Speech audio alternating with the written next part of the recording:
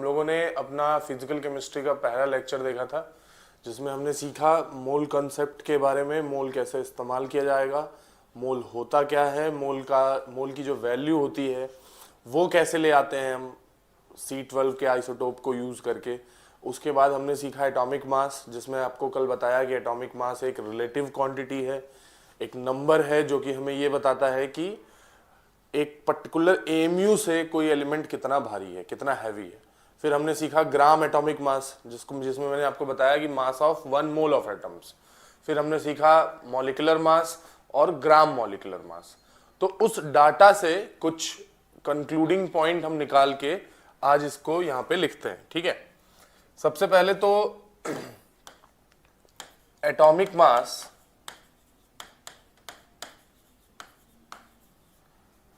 आप AMU में देंगे फॉर वन एटम,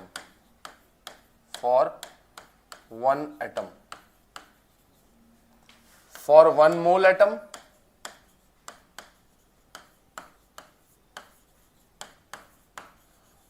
सेकेंड इसको हम कह सकते हैं 1 gram atom. 1 gram atom is equal to 1 mole atom. ये बहुत इंपॉर्टेंट जानकारी है। 1 gram atom is equal to 1 mole atom होता है। उसी तरह से 1 मॉलिक्यूल अगर है तो 1 मॉलिक्यूल का जो एटॉमिक मास हम देंगे वो देंगे AMU में। और अगर 1 ग्राम मॉलिक्यूल है, 1 ग्राम मॉलिक्यूल ऑब्लिक इसको हम कह सकते हैं 1 मोल एटम, तो इसका मॉलिक्यूलर मास हम ग्राम में देंगे। इसको प्रूव करने का एक छोटा सा तरीका भी है। देखिए क्या तरीका है, मैं बताता हूं आपको। सबसे पहले ध्यान से सुनिएगा। 1 AMU इज इक्वल टू होता है 1.67 इंटू 10 के पावर -24 ग्राम। और अगर आप 1/Na करें, मतलब 1 को डिवाइड करें अवोगाद्रो नंबर से, तो भी ये वैल्यू इसके बराबर आती है। यानी 1/Na को भी हम 1 AMU लिख सकते हैं। बिल्कुल ध्यान से इस बात को समझिएगा। 1/Na को भी हम 1 AMU लिख सकते हैं, क्योंकि उसकी वैल्यू इक्विवेलेंट आती है 1.67 इंटू 10 के पावर -24 के। अब यहां से हम आगे चलते हैं, एक काम करते हैं, हम लेते हैं ऑक्सीजन। तो 1 एटम ऑफ ऑक्सीजन,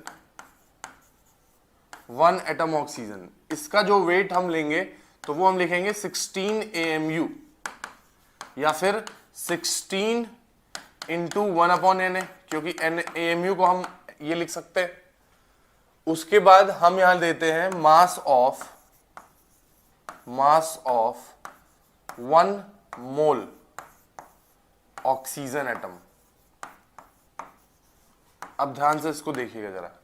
1 मोल के अंदर Na एटम्स ऑफ ऑक्सीजन होंगे, मतलब एवोगाद्रो नंबर के बराबर एटम्स होंगे, Na एटम्स।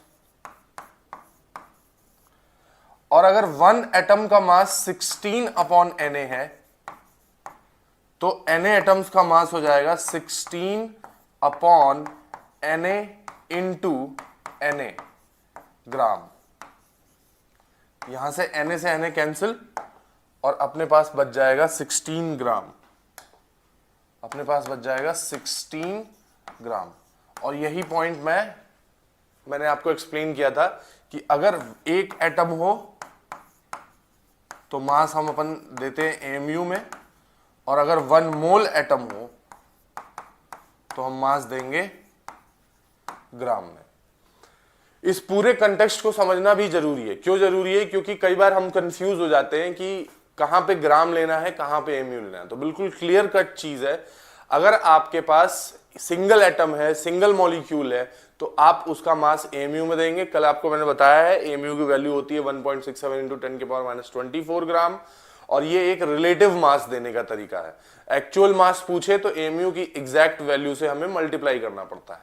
दूसरा, अगर अपने पास 1 मोल एटम है, कितना 1 मोल एटम, या कोई बोले 1 ग्राम एटम, तो 1 मोल एटम और 1 ग्राम एटम एक दूसरे के इक्विवेलेंट है, और उससे निकालने के लिए तो हम उसका मास ग्राम में देते हैं 1/Na का मल्टीप्लाई करके, जैसे कि यहां पे किया। तो ये था एटॉमिक मास और मॉलिक्यूलर मास का कंसेप्ट। अब हम चलते हैं कि नंबर ऑफ मोल्स को मास से, वॉल्यूम से, नंबर ऑफ पार्टिकल से कैसे रिलेट किया जाता है। तो हमारा जो नेक्स्ट केस होगा इस स्लाइड में, वो हम लिखेंगे हेडिंग होगी finding number of moles in different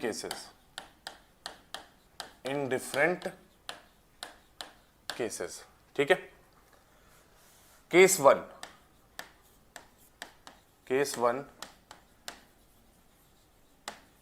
when mass in gram of the substance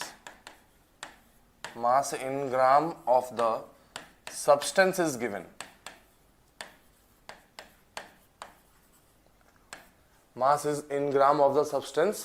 मतलब हमें किसी ने मास दे रखा है ग्राम में और उससे बोल रहा है मोल निकालने के लिए। तो देखिए, एक तो इसका एक बेसिक फॉर्मूला, सिंपल फॉर्मूला होता है, पर फॉर्मूले से जाने से हमको थिंकिंग एबिलिटी हमारी डेवलप नहीं हो पाती है।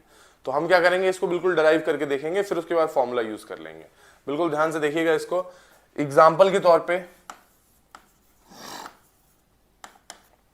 सपोज करिए हमें 56 ग्राम ऑफ N2 गैस दिया हुआ है और हमसे किसी ने कहा कि इसमें बताओ हमें कितना नंबर ऑफ मोल्स होगा। बड़े ध्यान से समझिएगा इस बात को। 56 ग्राम ऑफ नाइट्रोजन हमें दे दिया और बोला कि इसमें नंबर ऑफ मोल्स बताइए, ठीक है।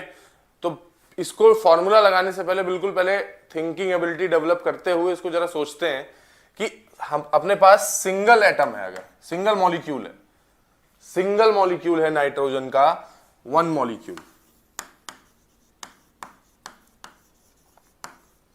तो 1 मॉलिक्यूल नाइट्रोजन का अगर है तो उसका एटॉमिक मास हम देंगे 28 AMU।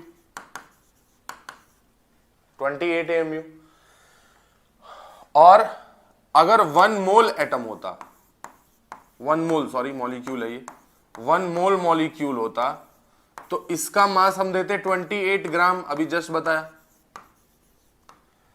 अब बिल्कुल ध्यान से समझिएगा, हमसे मास देके नंबर ऑफ मोल पूछा है, तो हम इसको ऐसे रिलेट करते हैं, बिल्कुल क्लियर कट।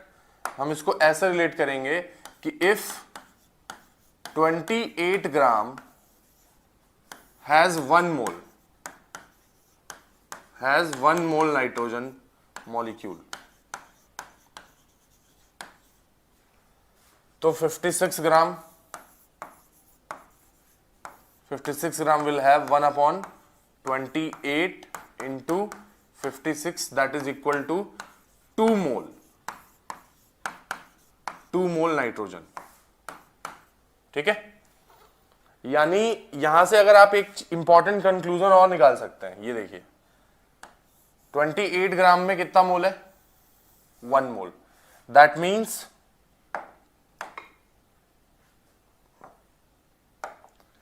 मीन्स एक बहुत इंपॉर्टेंट कंक्लूजन की 1 mole of any substance, 1 mole of any substance, of course chemical substance ही होगा, 1 mole of any substance has its mass equal to its atomic और molecular mass, equal to atomic और its molecular mass। मतलब अगर आपके पास 1 मोल substance दे दिया गया है और आपसे कोई पूछे कि ग्राम में इसका मास कितना होगा, तो आपको सिंपली इतना ही बताना है कि ग्राम में जो इसका मास होगा वो इसके एटॉमिक मास या मॉलिक्यूलर मास के इक्वल होगा, ठीक है। एग्जाम्पल, हमें सल्फर के बारे में पता है कि सल्फर का जो एटॉमिक मास होता है वो एक एटम है, ये सिंगल एटम है ना, वन सल्फर एटम, तो इसका एटॉमिक मास होता है 32 AMU। हमसे कोई बोले 1 मोल सल्फर, तो इसका हो जाएगा 32 ग्राम। ये कॉन्सेप्ट अभी जस्ट थोड़ी देर पहले बताया था। इसका मतलब यहां से हम एक फॉर्मूला डिराइव कर सकते हैं बड़े आराम से। कैसे? कि number of mole is equal to W upon atomic mass upon molecular mass. अगर एटम दिया होगा तो एटॉमिक मास, मॉलिक्यूल दिया होगा तो मॉलिक्यूलर मास। और ये W क्या है? Weight given in gram, weight given in gram. तो इस रिलेशन को हम यूज करते हैं हमेशा। पर कंसेप्ट भी डेवलप करिए कि 1 मोल किसी भी सब्सटेंस का जो मास होगा वो उसके एटॉमिक मास या अगर मॉलिक्यूल होगा तो मॉलिक्यूलर मास के बराबर होगा। ठीक है, इस पे एक आध छोटे क्वेश्चंस करा देते हैं आपको, ताकि आपको ये एक होलसम आइडिया लग सके कि क्या आखिर यूज किया गया है।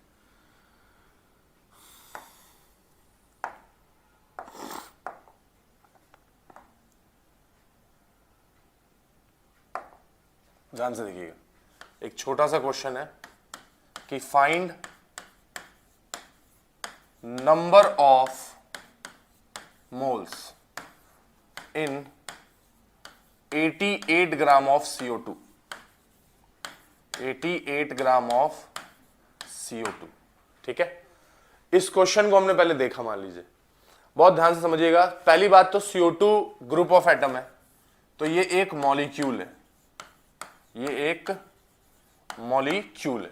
ठीक है, अब हमें कह रहा है कि find the number of moles in 88 gram, means हमें मास दे रखा है और हमसे नंबर ऑफ मोल्स पूछा जा रहा है। तो एक बात बताइए, मास और नंबर ऑफ मोल्स के बीच में क्या रिलेशन है? हम यूज करते हैं N is equal to W upon atomic mass या मॉलिक्यूलर मास, लेकिन ये मॉलिक्यूल है तो इसका हम मॉलिक्यूलर मास इस्तेमाल करेंगे। तो यहां हो जाएगा मॉलिक्यूलर मास। अच्छा, CO2 का मॉलिक्यूलर मास आपको निकालना आना चाहिए, तभी आपको कल बताया गया था कि 1 to 30 आप एटॉमिक मासेस याद कर लीजिए। ठीक है, तो अब CO2 की बात करें अगर हम, तो CO2 कार्बन 12, ऑक्सीजन एक एटम होता है 16 का, तो 2 हो जाएगा 32, यानी ये हो जाएंगे टोटल 44। यानी अपने पास अपना आंसर आ गया कि weight given in the question is 88 gram और नीचे है 44 ग्राम। आपको भी पता है that will be equal to 2 mole CO2। अच्छा, इसको मान लीजिए ये तो हमने फॉर्मूला इस्तेमाल किया, लेकिन अगर हम थोड़ा और एनालिटिकली सोचते तो हमें पता चलता कि 44 ग्राम ये तो मॉलिक्यूलर मास है, और किसी भी सब्सटेंस के मॉलिक्यूलर मास में कितना मोल होता है? 1 मोल। तो 88 में ऑब्वियसली 2 मोल होता।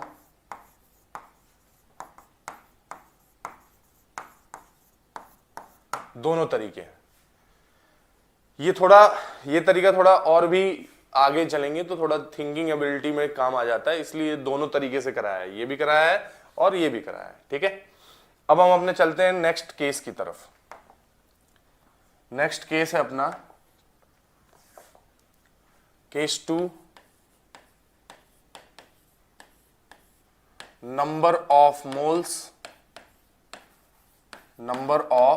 Moles when number of particles are given, number of particles are given। मतलब हमने मास से तो नंबर ऑफ मोल निकाल लिया, पर अगर हमें नंबर ऑफ पार्टिकल्स गिवन होता तब हम कैसे नंबर ऑफ मोल निकालते? जैसे एक एग्जांपल के तौर पे आप ये देखिए, एग्जांपल के तौर पे मैंने आपसे कहा how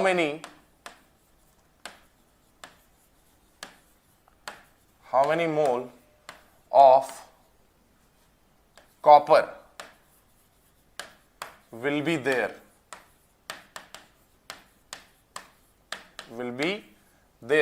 in 10 to the power 23 atoms of copper, 10 to the power 23 atoms of copper. मतलब हमें क्वेश्चन के अंदर एटम्स दिए गए हैं, कितने एटम है, उन दिए गए एटम से हमें क्या फाइंड करना है, नंबर ऑफ मोल्स को फाइंड करना है। ठीक है, अब एक बात बताइए, हमें इतना पता है कि 1 mole of any substance, 1 mole of substance contains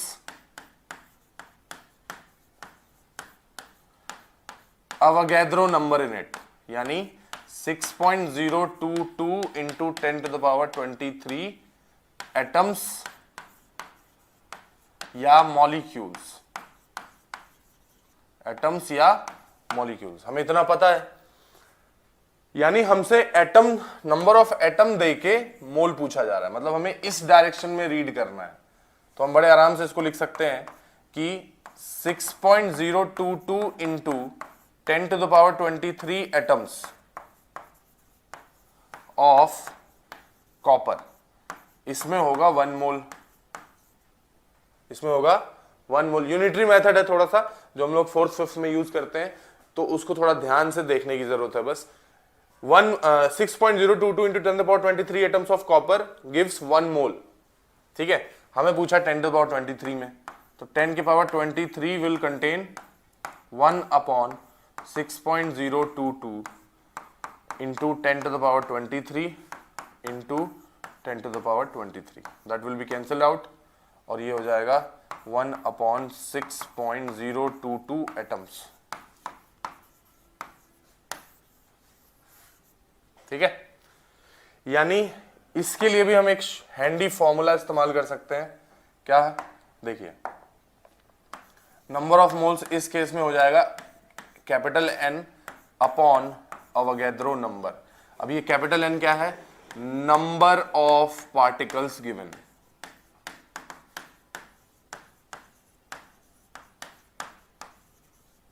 हमें जो नंबर ऑफ पार्टिकल्स क्वेश्चन में दिया जाएगा वो ये है, और ये N क्या है, नंबर ऑफ मोल्स।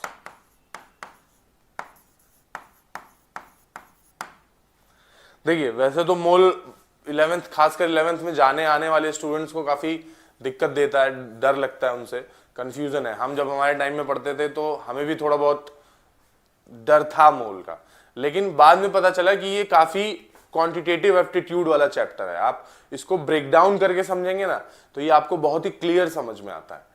तो थोड़ा सा बस टेक्निकलिटीज पे ध्यान देना रहता है कि कब 1 मोल बोल रहे हैं, कब 1 ग्राम मॉलिक्यूल ले लिया, तो ये सारी चीजें होती हैं इसके अंदर।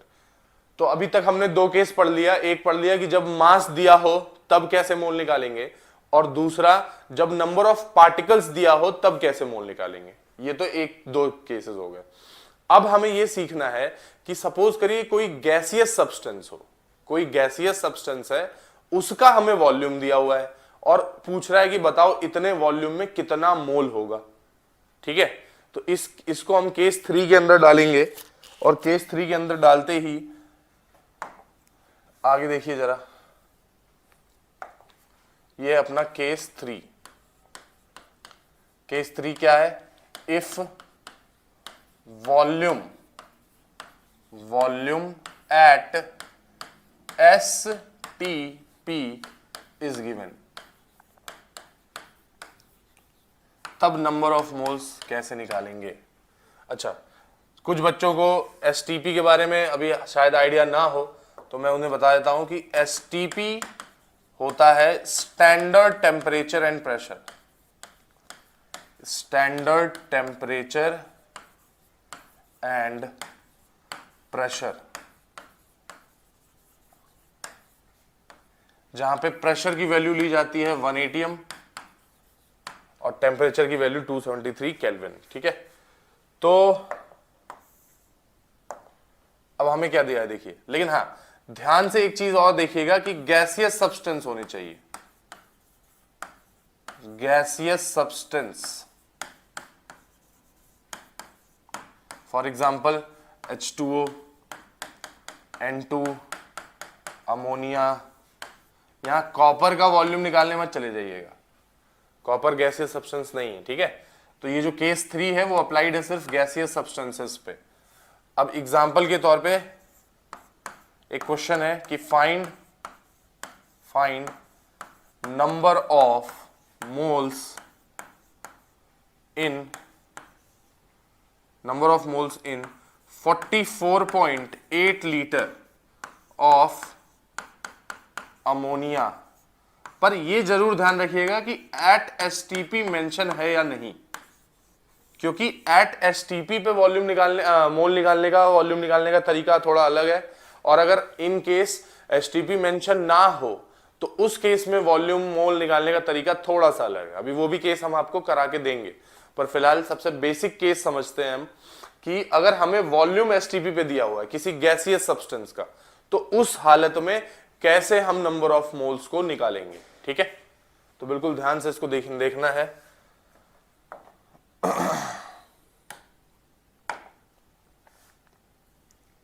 देखिए,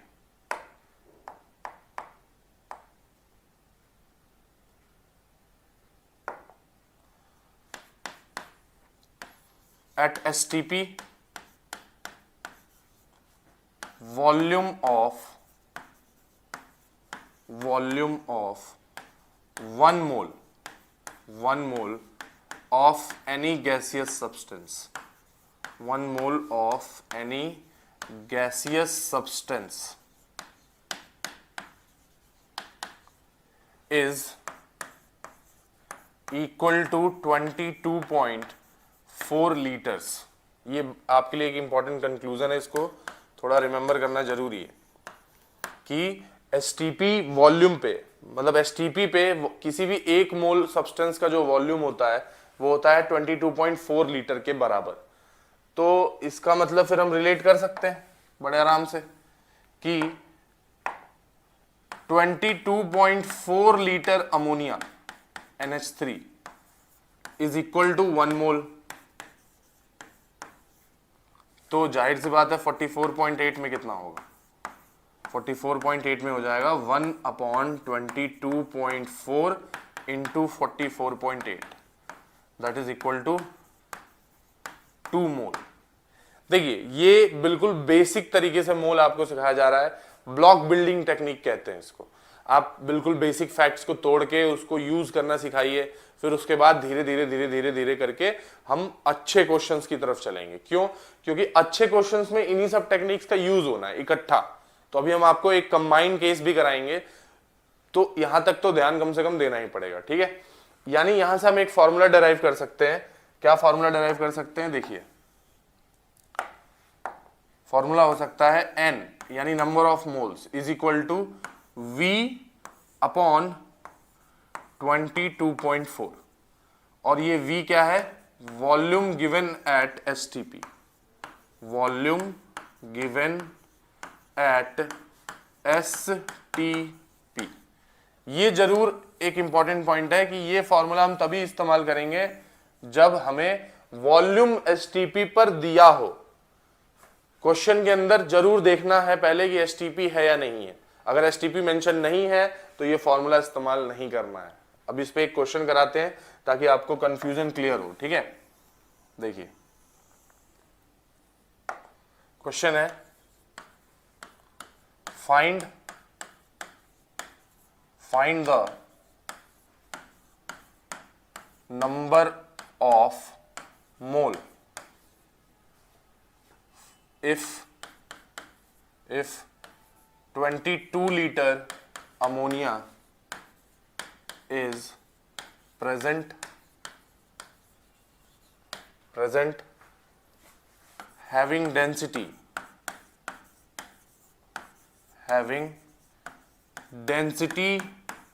is equal to 1.2 ग्राम पर लीटर। ठीक है, अब बिल्कुल ध्यान से इस क्वेश्चन को देखिएगा जरा। हमसे कह रहा है find the number of moles if 22 litre, लेकिन क्या कहीं पे एसटीपी मेंशन्ड है? नहीं, कहीं पे भी एसटीपी मेंशन नहीं है, यानी हम ये फॉर्मूला इस्तेमाल यहां पे नहीं करेंगे आगे। लेकिन हमें डेंसिटी दे के रखा है।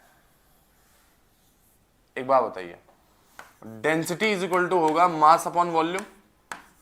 वॉल्यूम अपने पास गिवन है, डेंसिटी गिवन है, मास निकाल लेंगे। और मास इन ग्राम से नंबर ऑफ मोल्स निकालना तो हमने सीखा ही है। यानी हम क्या करेंगे कि डेंसिटी की जगह रख देंगे 1.2, मास हमें निकालना है, वॉल्यूम दिया है 22 लीटर, यहां से मास आ जाएगा आपका 22, यानी मास आ गया अपना 1.2 इंटू 22, ठीक है, ग्राम्स।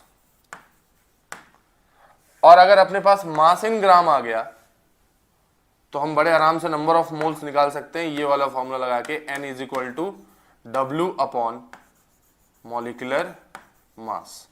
W की जगह रख दीजिए 1.2 इंटू 22 और मॉलिक्यूलर मास अमोनिया का 17 ग्राम। ये आपको नंबर ऑफ मोल्स दे देगा बड़े आराम से। इस क्वेश्चन के अंदर हमने क्या देखा, इस क्वेश्चन के अंदर हमने देखा कि हमें वॉल्यूम तो दिया था पर उस वॉल्यूम पे एसटीपी मेंशन नहीं है बिल्कुल। तो अगर एसटीपी मेंशन नहीं है तो जरूर क्वेश्चन के अंदर आपको डेंसिटी दी जाएगी, तभी नंबर ऑफ मोल्स निकल पाएगा। और अगर इन केस एसटीपी मेंशन्ड है तो आपको पता है आपको क्या करना है, सीधे ये ऊपर वाला फॉर्मूला लगाना है। इस फॉर्मूले की मैं बात कर रहा हूं, ये फॉर्मूला आपको सीधे लगाना है और आपका काम बड़े आसानी से हो जाएगा। ठीक है, अब हम चलते हैं, थोड़ा अलग केस है कि अगर मैं आपको एक चीज समझाऊं, एक चीज आप देखना यहां पे कि 1 mole of substance, 1 mole of substance, उसका जो मास है वो एटॉमिक मास या मॉलिक्यूलर मास के इक्वल है। 1 मोल सब्सटेंस का जो मास है वो उसके एटॉमिक मास या मॉलिक्यूलर मास के इक्वल है। ठीक है, उसी तरह से 1 mole of a substance, 1 mole of substance, उसके अंदर नंबर ऑफ पार्टिकल्स कितने हैं, Na पार्टिकल्स, Na पार्टिकल्स। ठीक है, और उसी तरह से 1 mole of gaseous substance, 1 mole of gaseous substance अगर है अपने पास तो उसका वॉल्यूम एसटीपी पे कितना है, 22.4 लीटर्स। ठीक है, जरा एक चीज इस पे सिमिलरिटी दिखाने की कोशिश करिए जरा। 1 मोल सब्सटेंस है तो भी अपने पास एटॉमिक मास या मॉलिक्यूलर मास है उसका मास, 1 मोल सब्सटेंस है तो उसमें नंबर ऑफ पार्टिकल्स Na है, और अगर 1 मोल गैसियस सब्सटेंस है तो उसका वॉल्यूम एसटीपी पे 22.4 लीटर है। यानी अगर आप एक चीज देखें, ये पूरा A 1 मोल है और ये सब इसके इक्वल है, यानी ये सब चीजें भी आपस में इक्वल होंगी। जैसे अपन बचपन में पढ़ते थे, कि A is equal to B and A is equal to C, तो उसके बाद से B is equal to C होता था।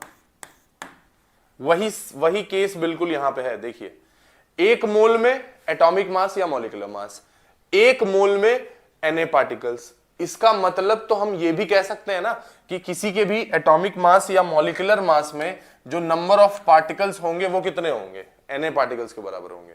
और हम ये भी कह सकते हैं कि किसी भी Na पार्टिकल्स अगर गैसियस हैं तो उसमें वॉल्यूम कितना होगा, 22.4 लीटर होगा। या हम ये भी कह सकते हैं कि अगर किसी का वॉल्यूम 22.4 लीटर है उसमें उसका मास जो होगा वो उसका एटॉमिक मास होगा, क्योंकि ये सब किससे कनेक्टेड है, 1 मोल से कनेक्टेड है।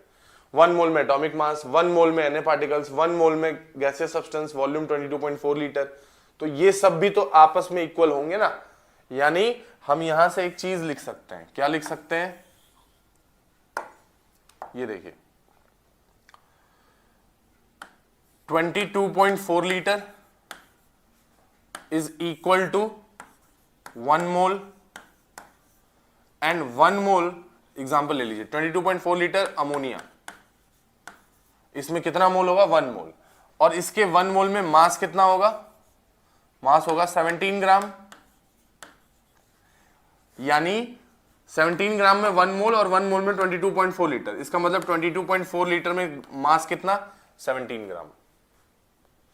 ये चीज आपको शायद समझ में आई हो कि 22.4 लीटर में 1 मोल में मास कितना, 17 ग्राम, तो इस रास्ते ना जाके हम इसको डायरेक्ट रिलेट कर देते हैं कि किसी के भी अगर वॉल्यूम किसी का भी गैसियस सब्सटेंस का 22.4 लीटर है तो उसका मास कितना होगा, उसके मॉलिक्यूलर मास के बराबर होगा। उसी तरह से अगर आप ये देखें कि किसी के पास Na पार्टिकल्स हैं, Na पार्टिकल्स हैं तो Na पार्टिकल्स में 1 मोल होगा, और सपोज करिए 1 गैसियस सब्सटेंस है, मान लीजिए Na पार्टिकल्स गैसियस सब्सटेंस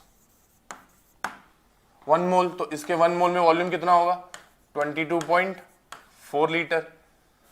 अब Na पार्टिकल्स में 1 मोल में वॉल्यूम 22.4 लीटर एट STP। इसका मतलब अगर आपके पास Na गैसियस पार्टिकल्स हैं तो आपका वॉल्यूम STP पे कितना होगा 22.4 लीटर के बराबर, बिल्कुल इक्वल।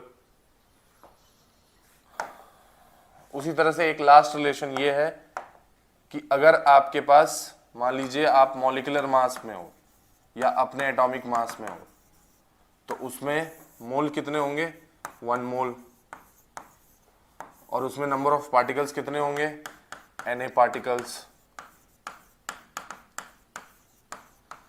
तो हम ये भी कह सकते हैं कि किसी के भी मॉलिक्यूलर मास में जो नंबर ऑफ पार्टिकल्स होंगे वो Na पार्टिकल्स के बराबर होंगे। यानी अगर आप एक चीज देखो तो ये तीनों आपस में रिलेटेबल हैं, बिल्कुल कनेक्टिविटी में है।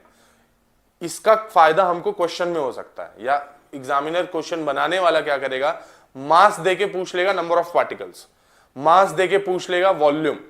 तो हमें पता होना चाहिए कि मास और वॉल्यूम कनेक्टेड है 1 मोल से। ये देखिए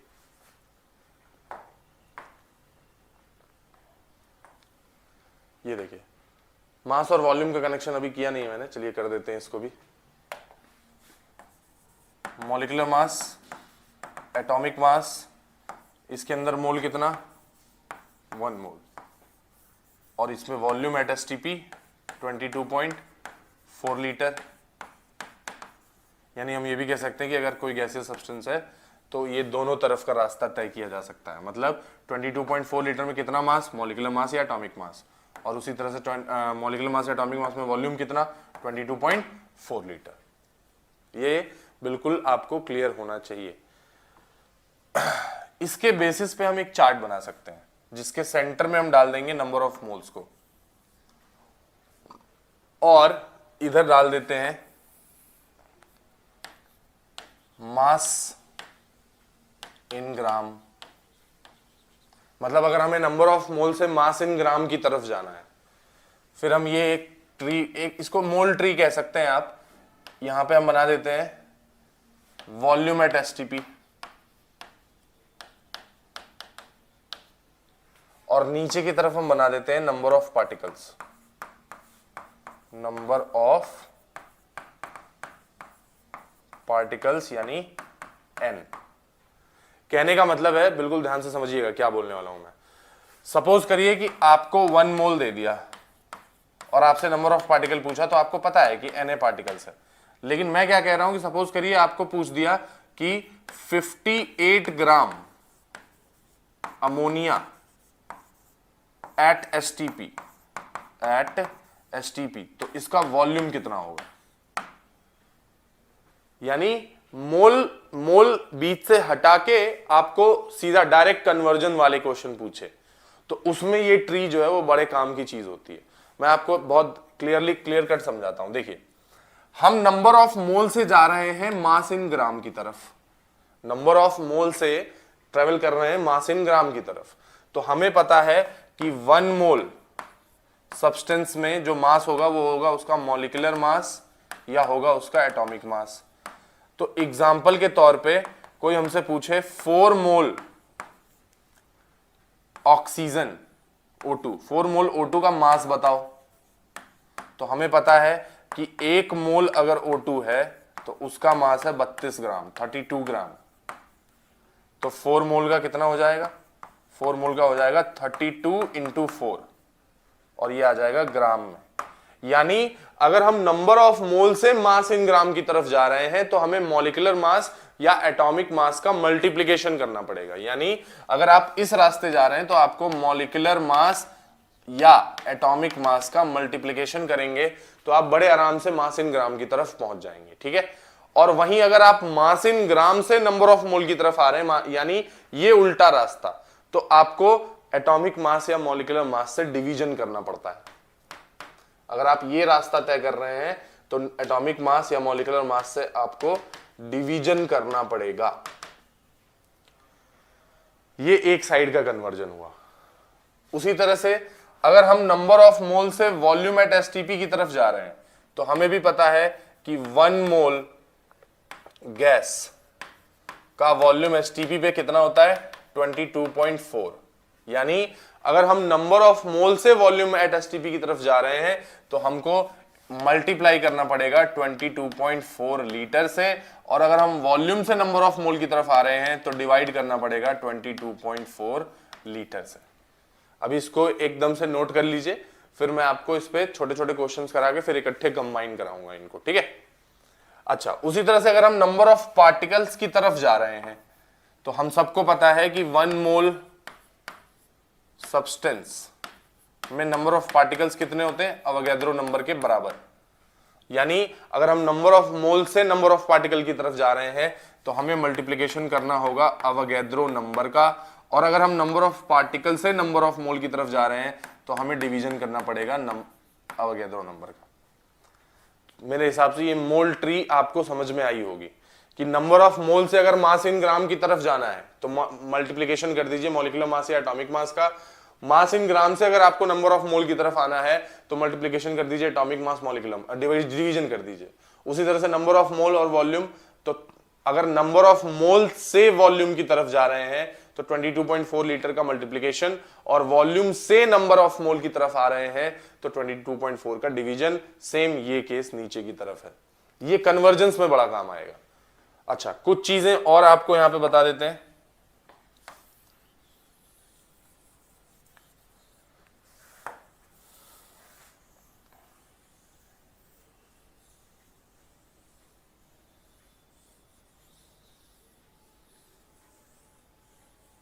देखिए, फिर मैंने ये भी कहा था कि मास इन ग्राम से हम आ सकते हैं नंबर ऑफ पार्टिकल्स की तरफ। इसके कलर को थोड़ा चेंज करते हैं। मास इन ग्राम से हम आ सकते हैं नंबर ऑफ पार्टिकल्स की तरफ, और नंबर ऑफ पार्टिकल्स से भी जा सकते हैं मास इन ग्राम की तरफ। यानी ये 2 वे ट्रैफिक है। बिल्कुल ध्यान से समझिएगा, ये एक 2 वे ट्रैफिक है। मतलब अगर आपको क्वेश्चन के अंदर नंबर ऑफ पार्टिकल्स दिया है तो आप उससे मास इन ग्राम निकाल सकते हैं। अगर आपको मास इन ग्राम दिया है तो आप नंबर ऑफ पार्टिकल्स निकाल सकते हैं। कहां से, ये देखिए, मास इन ग्राम दिया है तो मोल के थ्रू आप नंबर ऑफ पार्टिकल्स तक आ सकते हैं। उसी तरह से अगर आपको वॉल्यूम एट एसटीपी दिया है तो भी आप नंबर ऑफ पार्टिकल निकाल सकते हैं, और अगर नंबर ऑफ पार्टिकल्स दिया है तो भी आप वॉल्यूम एट एसटीपी निकाल सकते हैं। यानी ये भी 2 वे ट्रैफिक है। ये 1 वे ट्रैफिक इधर से आप, और फिर दूसरी तरफ से ये 2 वे ट्रैफिक, ये भी 2 वे ट्रैफिक। और अगर आपको वॉल्यूम एट एसटीपी दिया हुआ है तो भी आप मास इन ग्राम या वॉल्यूम एट एसटीपी बड़े आराम से निकाल सकते हैं। और ये जो आपकी ट्री है ना, ये जो मॉडल है, ये आपको पूरे मोल कंसेप्ट का कंसाइज समरी देगा आपको, जो कि बड़े आराम से रिवीजन के टाइम, एग्जाम टाइम में आपके काम आ सकता है। बस आपको इतना समझना है कि नंबर ऑफ मोल से नंबर ऑफ पार्टिकल की तरफ गए तो Na का मल्टीप्लिकेशन करना पड़ेगा, और अगर आप नंबर ऑफ पार्टिकल से नंबर ऑफ मोल की तरफ जा रहे हैं तो Na का डिवीजन। उसी तरह से ये छोटे मोटे कन्वर्जेंस के लिए। और अगर वॉल्यूम दिया हुआ है तो नंबर ऑफ पार्टिकल्स निकाल सकते हैं, नंबर ऑफ पार्टिकल्स दिया हुआ है तो मास इन ग्राम निकाल सकते हैं, मास इन ग्राम दिया हुआ है तो वॉल्यूम एट एसटीपी निकाल सकते हैं। ये पूरा मोल ट्री के नाम से आप कह सकते हैं इसको। इस फिगर का नाम आप रख सकते हैं मोल ट्री, मोल कन्वर्जन ट्री।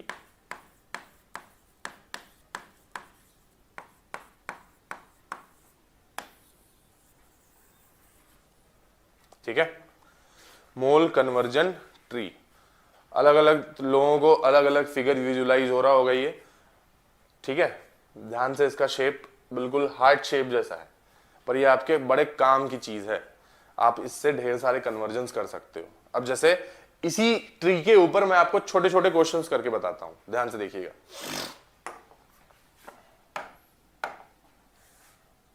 उसको थोड़ा छोटा करके साइड में करते हैं ताकि यहां अभी रहे हमारे रिलेशन के लिए, ये रिलेट करने के लिए रहे।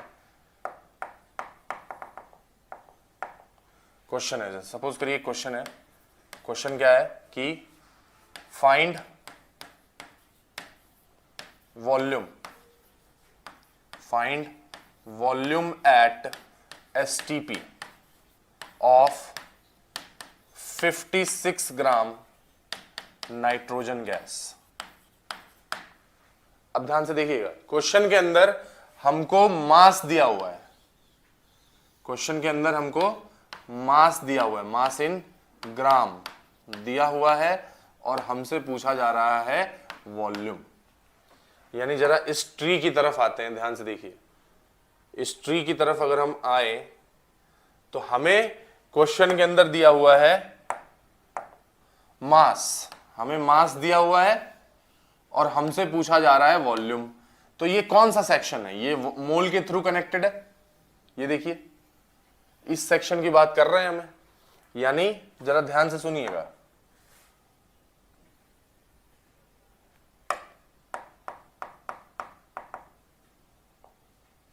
हमें मास दिया हुआ है, मास इन ग्राम दिया हुआ है, और 1 मोल का कनेक्शन है, और पूछा जा रहा है वॉल्यूम। तो हम लिख सकते हैं ना डायरेक्टली। तो बड़े ध्यान से सुनिएगा, बहुत ध्यान से। हमें पता है कि 28 ग्राम अगर नाइट्रोजन अपने पास है, 28 ग्राम नाइट्रोजन, तो ये नाइट्रोजन का मॉलिक्यूलर मास है। क्या है? नाइट्रोजन का मॉलिक्यूलर मास। तो इसमें नंबर ऑफ मोल कितना होगा? 1 मोल। और इसका 1 मोल में वॉल्यूम कितना होगा? 22.4 लीटर। तो हम क्या करते हैं ना, डायरेक्ट रिलेट कर देते हैं, मोल का रिलेशन छोड़ देते हैं, डायरेक्ट रिलेट कर देते हैं। कैसे डायरेक्ट रिलेट करेंगे? ध्यान से देखिए, हम सीधे सीधे लिख सकते हैं, बिल्कुल आराम से लिख सकते हैं कि अगर अपने पास 28 ग्राम नाइट्रोजन है तो उसका वॉल्यूम एसटीपी पे कितना है? 22.4 लीटर। ठीक है ना? मोल को हम देखिए, बैकग्राउंड ऑफ द माइंड हमारे ये चीज है कि मोल हमारे बैकग्राउंड में चल रहा है, पर उससे थोड़ा और पहले आप मोल लिखोगे फिर आप वो लिखोगे तो थोड़ा सा हल्का सा हेक्टिक हो जाएगा। ठीक है, तो सीधे सीधे मॉलिक्यूलर मास से वॉल्यूम रिलेट कर दीजिए कि 28 ग्राम नाइट्रोजन होता तो 22.4 लीटर अपने पास वॉल्यूम होता। तो 56 ग्राम में कितना होगा? 56 ग्राम में हो जाएगा 22.4 litre upon 28 into 56, that equals to 2, और ये हो जाएगा 44.8 लीटर। बड़े आराम से हमने इस क्वेश्चन को कर दिया। तो ये अगर आप देखना चाहें तो ये कन्वर्जन है, इसको समझने के लिए बड़ी ही सही चीज हो जाएगी आपके लिए कि अच्छा मैक्सिमम लिमिट रीच कर गया। तो ये देखिए मास इन ग्राम और वॉल्यूम का कन्वर्जन। उसी तरह से वॉल्यूम देके नंबर ऑफ पार्टिकल्स पूछ सकता है, नंबर ऑफ पार्टिकल देके मास इन ग्राम पूछ सकता है। दोनों चीजें, इस पे भी एक छोटा सा क्वेश्चन कर ही लेते हैं। चलिए,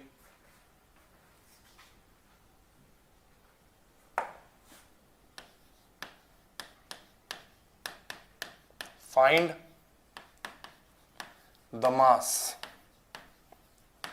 इन ग्राम find the mass in gram of 12.044 into 10 के पावर 25 atoms of सल्फर। मतलब ध्यान से देखिएगा, क्वेश्चन के अंदर हमें मास इन ग्राम निकालने के लिए कह रहा है, मास इन ग्राम निकालने के लिए कह रहा है, और गिवन क्या है? Number of particles. यानी इस सेक्शन की बात कर रहे हैं हम। देखिए, अगर ये n है, ये मास है, ये नंबर ऑफ पार्टिकल्स है, और नीचे ये वॉल्यूम है, तो हम इस सेक्शन की बात कर रहे हैं, इस सेक्शन की। तो ध्यान से देखिएगा, हमें पता है कि किसी के भी अगर Na पार्टिकल्स हैं, Na यानी 6.022 इंटू 10 के पावर 23, तो उसमें नंबर ऑफ मोल कितना होगा? 1 मोल। और उसमें मास कितना होगा? मॉलिक्यूलर मास या एटॉमिक मास के इक्वल। तो हम मोल बीच से काट देते हैं और सीधा इसको रिलेट कर देते हैं कि किसी के भी 6.022 इंटू 10⁻23 एटम्स अगर हुए तो उसमें नंबर ऑफ मास कितना होगा, उसका मॉलिक्यूलर मास। तो हमें सब्सटेंस कौन सा दिया है, सल्फर, यानी इसका वजन हो जाएगा 32 ग्राम। तो हमें पूछ रहा है कि अगर 12.044 ग्राम हुआ, 12.044 इंटू 10⁻25 एटम्स हुए तो कितना होगा। तो बड़े ही ध्यान से देखना बच्चों, 12.044 इंटू 10⁻24 एटम्स अगर हुए तो ये हो जाएगा 32/6.022 इंटू 10⁻23 इंटू 12.044 इंटू 10⁻25। ये 2 टाइम्स में कट जाएगा। देखिए क्या लिख रहा हूं मैं, ये 2 टाइम्स में कैंसिल आउट हो जाएगा और ये बच जाएगा 10⁻2। यानी अपने पास आंसर के तौर पे आ जाएगा 2 इंटू 10⁻2, 2 इंटू 10⁻2 ग्राम। ये अपना फाइनल आंसर हो जाएगा। अच्छा, आप देख के कह रहे होगे कि अरे ये तो वैसे कैलकुलेशंस ले रहा है जो इजीली कट जाएंगे। वो आपको समझाने के लिए है, ठीक है। अभी बेसिक पर्पस चल रहा है तो आपको समझाने के लिए है। कैलकुलेशन इससे भी टफ हो सकती हैं, तो उसमें हमको टाइम लगता है, इसीलिए तो इसका नाम है फिजिकल केमिस्ट्री, ठीक है। तो आई होप इतनी सारी बातें आपको क्लियर हुई होंगी। और सबसे इंपॉर्टेंट चीज ये थी कि आप ये ट्री बिल्कुल ना भूलें, इस ट्री को आप बिल्कुल भी ना भूलें। ये आपके पूरे, यूं समझ लीजिए कि अब तक 2 क्लासेस हुई हैं मोल की, उस पूरी मोल की क्लास का ये एक जीस्ट है, मतलब ये एक कंक्लूजन है, ठीक है। तो आई होप ये आपको सही लगा होगा। और कल हम लोग लिमिटिंग रिएजेंट्स, स्टोइकियोमेट्रिक कोफिशिएंट्स, इन सब चीजों पे बात करेंगे।